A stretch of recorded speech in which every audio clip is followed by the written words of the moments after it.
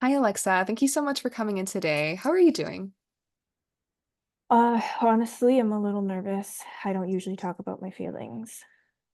That's completely normal, and I really appreciate your willingness to be here today.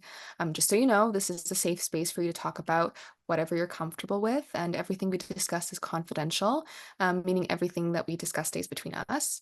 There are a few limitations to the confidentiality, such as in cases where you disclose thoughts of suicide with intent to act. Pose a serious risk of harm to yourself or others, or if there's a child being abused or neglected. Do you have any questions around that?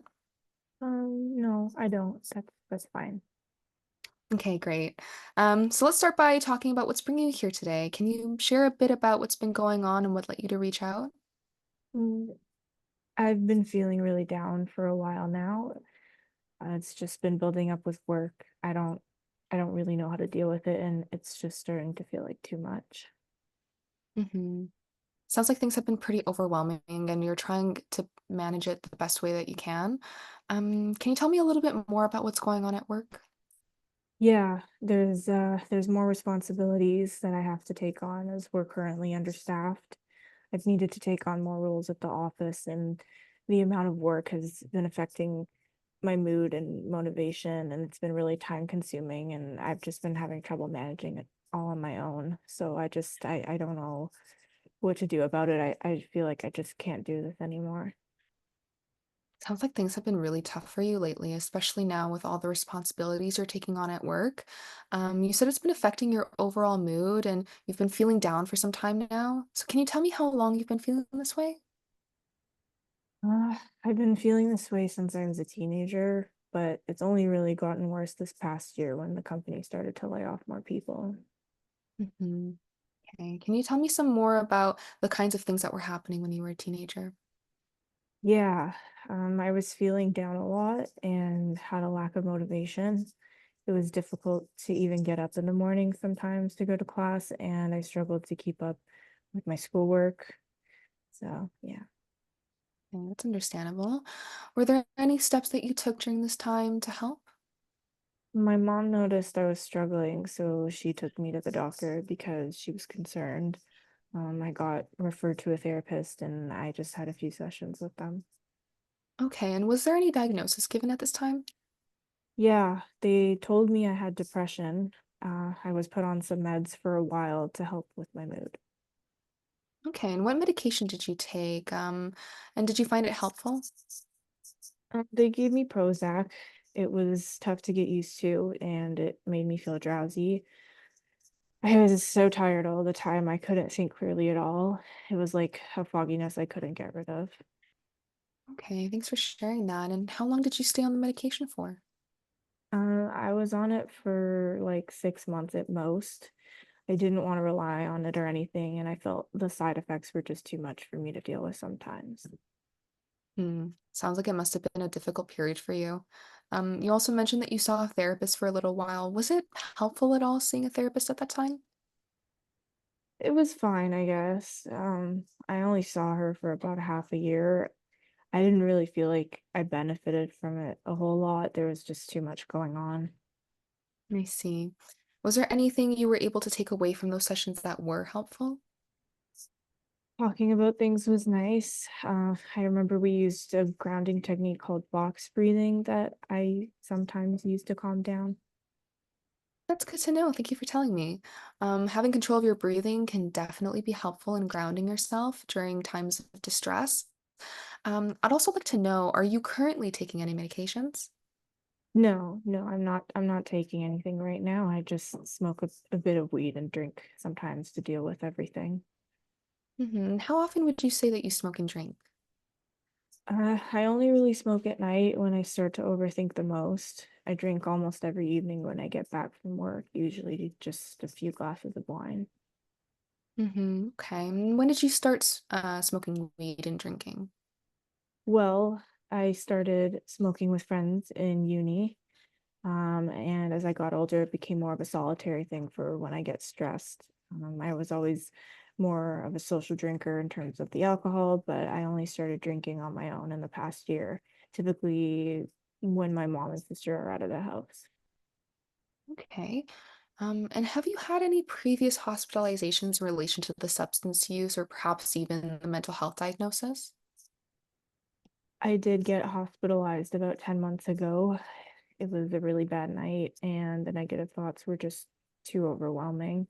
And so I got really high and started drinking to the point where I passed out. My friend Katie found me and took me to the hospital. I got my stomach pumped and I felt really awful for a couple days, but then I was sent back home. Okay. Thank you for sharing that with me, Alexa. It sounds like that night was really scary and overwhelming for you. I can only imagine how hard it was to go through that experience, and I'm so glad that your friend Katie was there for you. Mhm. Um, when you think back to that night, can you share a little bit more about what led up to it? You mentioned the negative thoughts feeling overwhelming. What was going through your mind at that time? I was just really feeling really down earlier that day. I had just started my current job and was beginning to really get insecure about my position. I felt like everything was just too overwhelming and I wasn't good enough for the job.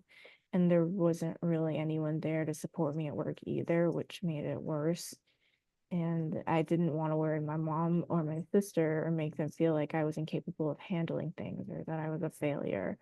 I just didn't want to disappoint them. So I guess I just tried to get rid of the bad thoughts. Okay. Thank you for sharing. I hear how intense those feelings were, Alexa, and how isolating it must have felt in that moment. Sometimes when people feel overwhelmed, they may also have thoughts about wanting to escape it all or even thoughts of not wanting to be here anymore.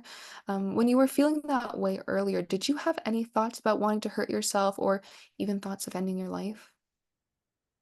I didn't really know what I was thinking about when it happened. I just wanted it all to stop. I guess I had thoughts like, what if I just disappeared, but I wouldn't actually do it. I couldn't do that to my family. Okay. That makes sense, Alexa. It sounds like you were overwhelmed and looking for a way to quiet those painful thoughts. And since that night, have you experienced moments where the thoughts felt that overwhelming again? Not like that night, but sometimes I do feel really low.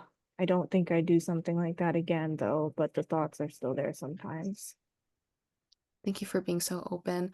When those thoughts do come up, do you ever think about hurting yourself again or even using substances to cope? Sometimes I think about drinking again to shut off my brain, but I haven't done it like that night.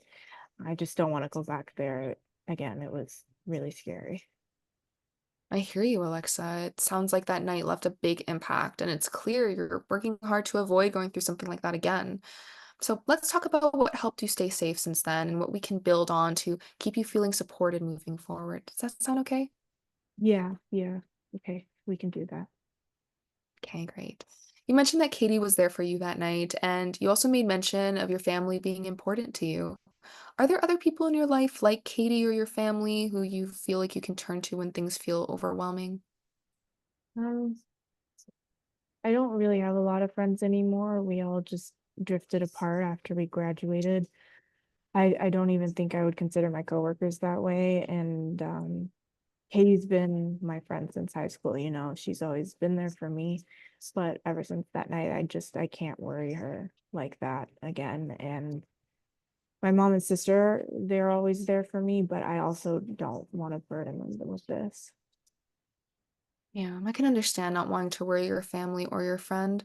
At the same time, it's important to have people you can lean on. Sounds like they were really, or that they are very supportive of you and that they want to be there for you, right? Yeah, I guess they do. They've always been there without me even asking. It's great to hear that you have that connection with them. We can create something like a safety plan together and include them as people you can call or get in contact with in situations where things get too overwhelming. Would you be comfortable exploring a safety plan with me and identifying potentially other helpful strategies? Yeah, I think that would be good. Okay, great. Let's start with what's been helpful for you in the past. Are there any activities, places, or routines that help you feel a little bit better when you're feeling overwhelmed? Mm, I don't know. I guess I like to take walks in the park nearby my house sometimes. I haven't been doing it all that much since the new job started, but it was something that would help calm me down before. Yeah, that's a great strategy to use. You even mentioned box breathing before. Is that something you can see yourself using in moments of overwhelm? Yeah, yeah, that's always helped me before. I still do it every once in a while when things get more heavy, but, I guess I can do more of it. Okay. I'm glad to hear it. Breathing exercises are a great way to calm down during stressful moments. I'm just wondering, what are some other activities you like to do? Mm. I used to write a bit when I was younger. I haven't taken it up in years, but I still have a notebook that my mom got me from that time. I just haven't much time for it at all. But I mean, I don't even know what I'd write about, you know? Okay. Sounds like writing was a meaningful outlet for you back then. I wonder if it might be something we could bring back into your life now, especially during those moments where things can get overwhelming. What do you think about using that notebook again, even just to jot down a few thoughts or feelings when you need a break? Yeah, yeah, I could do that. Yeah. Okay, that's great. So now that we've gone over some coping strategies, I'd like us to think about how we can make your environment safer. So you mentioned that substances played a role that night. Do you have alcohol or other substances at home right now? And so, if so, would it help to limit access to any of those? I have some alcohol stashed in my room, I guess. My mom doesn't like to keep any in the pantry because it kind of goes against her beliefs. She thinks we should abstain from alcohol because it's a sin. Okay. And how do you feel about your mom's perspective on alcohol? Like, does it impact how you think about using alcohol yourself or even how you cope with stress? I felt guilty about it for a long time, especially when I started experimenting with it in university. And I guess I still feel bad about it, which is why I hide it in my room. I don't want her to think I'm disrespecting her beliefs, even if I don't follow it myself. But I haven't called myself a Christian since I left high school, honestly. Okay, it sounds like your mom has really strong feelings about alcohol use, and it's been difficult to navigate. So it's understandable to feel that way, especially with the difference in belief. It also sounds like having alcohol in the house might be a source of tension. Do you think, or do you feel like it would be helpful to remove it completely, or even just to put it somewhere out of sight? Mm. I guess I could leave it at Katie's place for now. I didn't want to keep hiding it anyway. It always makes me feel bad for having it there when I know how my mom feels about it. I appreciate your openness and commitment, Alexa. I also want to make sure that you have support if things feel unmanageable. Would it feel okay to add a crisis line or a support service to your plan so that you have someone to reach out to in those moments? I wouldn't mind it, but I don't know any, to be honest. That's okay, Alexa. I can share a few resources with you, and we can decide together which ones might feel the most helpful. So Talk Suicide Canada, for example, is available via call or text at any time. That's the same with Distress Centres of Greater Toronto. These are all free and confidential, and you don't need to be in a crisis to call. They're there to listen no matter what you're going through. So, do any of these sound like something you'd feel comfortable using? Yeah, yeah, the ones you mentioned sound fine, and you said I can call them even if I'm not feeling suicidal. Exactly. You can call them whenever you need, regardless of crisis. So I'm going to jot down these numbers for you on our safety plan, and I'll email you the copy. Okay. Just keep in mind that keeping your safety plan visible to you and easily accessible is super important. We can keep adding to it as we go along. Does that sound okay? Yeah, yeah, I have a binder that I keep my notes in, so I can put it there. Okay, great. I appreciate your cooperation with everything. So now I'd like to ask a little bit more about your substance use, if that's all right with you. Yeah, that's fine. Sounds like you use the weed and alcohol when you're feeling down about yourself or overwhelmed with life stressors. So, can you tell me a little bit more about how the weed and alcohol has been affecting you? Yeah, it feels good at first, like it helps me get through the day, but the next morning I just feel worse and I start thinking about how I'm letting my family down, and about how my mom would be livid if she knew. Thank you for sharing that, Alexa. It sounds like drinking and smoking helps in the moment, but later on it can feel worse, especially with the guilt you've mentioned regarding your mom and her different beliefs. Yeah, I guess when I was growing up, there was a lot of strictness in the family. She's a single mom, so I could understand where it was coming from, but I also feel like there was a lot of expectations on me because of that. Yeah, I can see that there was a lot of pressure to meet expectations, and it seems like those pressures might be contributing to the stress that you're feeling at work and the level of responsibility you're taking on. As the oldest daughter, it was always just expected of me to do everything, and at work, I guess it's no different. Okay, I'm wondering, how does your mom feel about mental health or seeking support from people outside the family? She's actually more supportive on that front. She's always kind of understood I was struggling with something and would take me to therapy when I was in high school. I know she's there for me, but it's not like we talk about feelings all too often. It's nice to hear that you can rely on her in those cases. I'm also wondering, does anyone in your family have a history of addiction or a mental health diagnosis? I think my grandfather dealt with some depression and alcoholism, but I'm not sure. I didn't know him well. Okay, thank you for telling me. I'm also curious, have you ever or have you been experiencing any physical health problems within the last little while? Well, I've had issues with my sleep. I tend to sleep in a lot and go straight to bed when I come home from work because I'm just tired all the time. But at night, I have trouble falling asleep and I toss and turn a lot. And then when I don't sleep well, I get really bad headaches. That does not sound easy. Do you do anything to help them manage this issues with sleeping and feeling tired? I usually just smoke or drink to make me fall asleep. I see. And are there any other issues you've been noticing? Things like your appetite, stomach problems, weight gain or loss, or joint and muscle pain? Well, I don't exactly get hungry very often, so I just eat here and there throughout the day. Okay. So it must be difficult to deal with the lack of appetite. Do you find that these symptoms worsen with the weed and alcohol consumption? I'm not really sure. Sometimes it helps to make me tired, but other times it just makes me feel sad. When I wake up in the morning after drinking, I don't really get hungry until sometimes later in the day.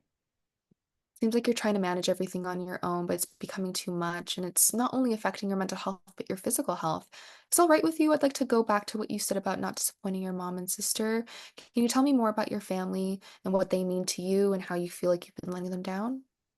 Yeah, my mom and my sister are everything to me. They've always been there, even with if I mess up, and I don't want them to see me like this, but it's like I don't have any other way to deal with it right now.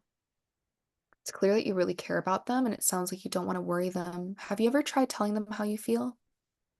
Not really. Again, we don't really talk about how we're feeling, but I don't think my mom would push me away if I did. It could feel uncomfortable talking about these things when it's not as common at home, but it sounds like something you could try doing if you think your mom might be receptive to it. Yeah, I could try doing that, and I've thought about it before, but then I get anxious about it, so I go back to drinking. Okay, I see.